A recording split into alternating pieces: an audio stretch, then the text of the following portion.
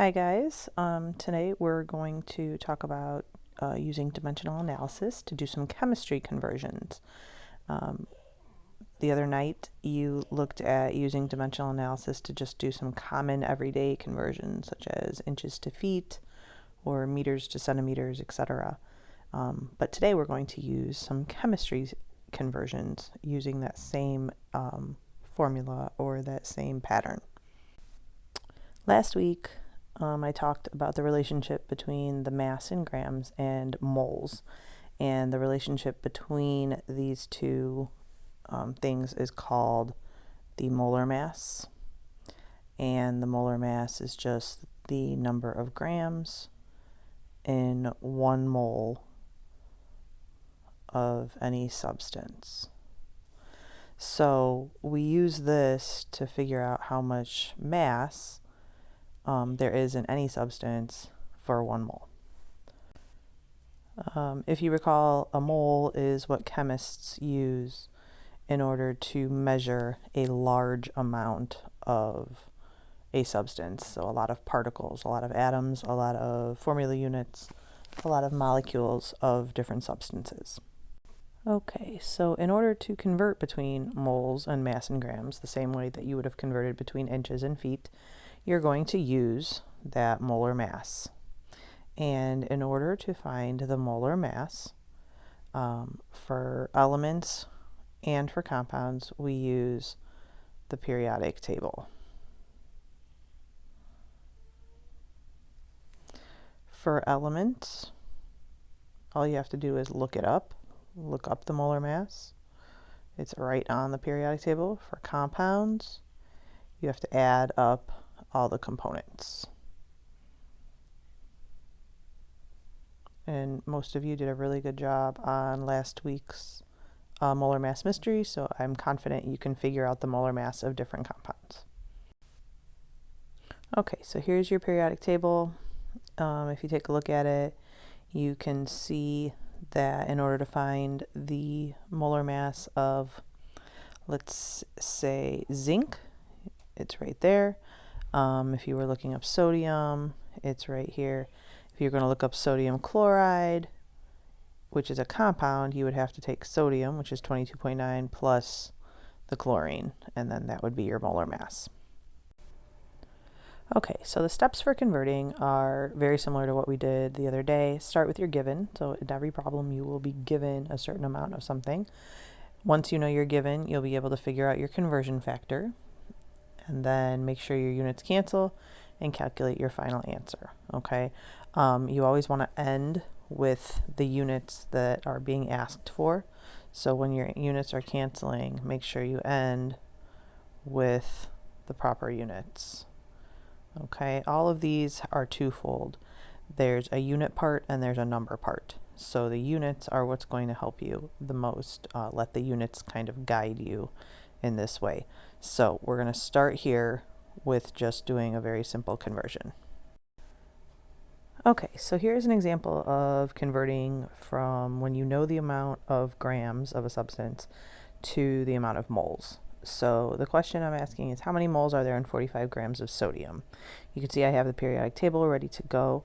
And there's basic formula for all of these types of problems. First, you always want to start with your given value and unit over 1. That's again just to make it a fraction. We talked about that the other day. So in this problem, the given is 45 grams, okay, of sodium. So I would put that, which is my given value, which is 45, and grams, okay, I'm going to put that over 1. I'm going to put sodium up here just so I know that it's sodium as well. Next, I need my conversion factor, and I need to find the relationship between grams and moles. So based on what we've already done, we know that the conversion factor for this is going to be molar mass. So I'm going to take my conversion factor next, which is, in this case, molar mass. Okay, that can change depending on what you're converting to. So I'm looking at sodium. So in order to find the molar mass of sodium, I have to look at the periodic table.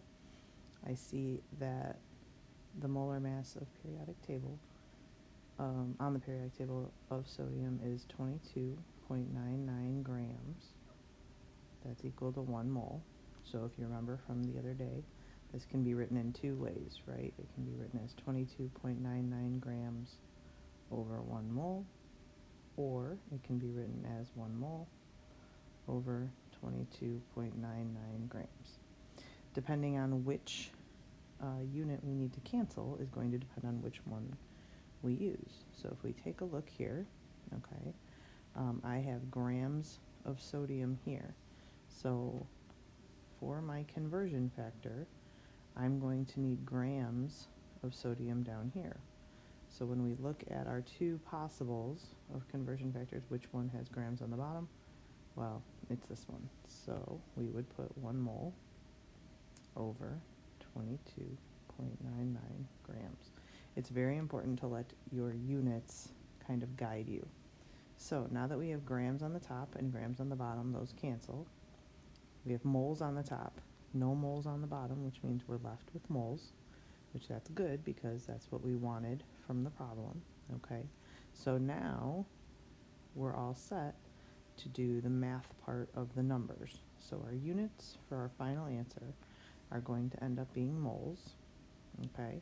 Now we can look at the numbers. So now I can take 45 times 1, that's on the top, right? That'll give me 45. 1 times 22.99 on the bottom. So now I have 45 over 22.99, and all I need to do is divide that out. So when I plug in 45 divided by 22.99, I'm going to get 1.957372.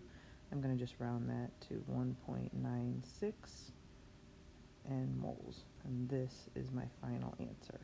So if we know that we have 45 grams of sodium, how many moles of sodium do we have? We have 1.96 moles, almost 2 moles. The second example I'm going to do is going in the opposite direction, so converting from moles to mass in grams. So the question we can solve is how many grams are in 2 moles of H2O? So you notice here, this is not just an element like sodium was in the previous problem, this is an actual compound. So it's going to be a little bit more complicated, but we still start the exact same way. So the first thing we start with is our given. So our given over 1. So our given in the problem is 2 moles of H2O. So I'm going to put that here. My given, 2 moles of H2O over 1. Okay. The next thing I need is my conversion factor. So again, we've got grams and moles, so we're going to use molar mass. So I need the molar mass of H2O. For the previous problem, when we used sodium, we just had to look up only sodium's molar mass. But because we have H2O, we have to do a little bit of calculation in order to figure this out. So to figure out the molar mass of H2O, I have H, and I have 2 of them. So I'm going to take 2 times 1.01, that's from here. And I have 1 oxygen, so that's going to be 16.00. So when I multiply these two out, I get 2.02. And then I'm going to add my 16.00, so I'm going to get 18.02 grams. Okay. This is equal to 1 mole. 18.02 grams is equal to 1 mole of water. And we can write this in 2 ways again. We can write it as 18.02 grams over 1 mole, or we can write it as 1 mole over 18.02 grams. So depending on which conversion factor we need depends on these units right here. Okay, so for our conversion factor, these units have to match. So we want moles on the bottom. So if we look at these two over here, this one obviously has moles, so that's going to be my conversion factor. So I put 18.02 grams on the top. It's over 1 mole here. Okay, so now what happens to my moles? My moles are going to cancel out, and I'm left with grams, and that's what the question's asking for. So now my units are going to be grams, so we're all good there. Now I just have to do the math. So I take 2 times 18.02, which gives me 36.04, and 1 times 1 is 1, so obviously 36.04 divided by 1 is going to just be the same number. So my answer would be 36.04 grams of H2O. That is how many grams there are in 2 moles of H2O. Alright guys, now it's your turn. So I put 4 practice problems up on the top here. I put the periodic table. So you're going to solve these out. You can solve them on a piece of paper and then upload it to Google Classroom. If you have any questions, as always, shoot me a remind message or an email, and I'll do my best to help you out. Okay?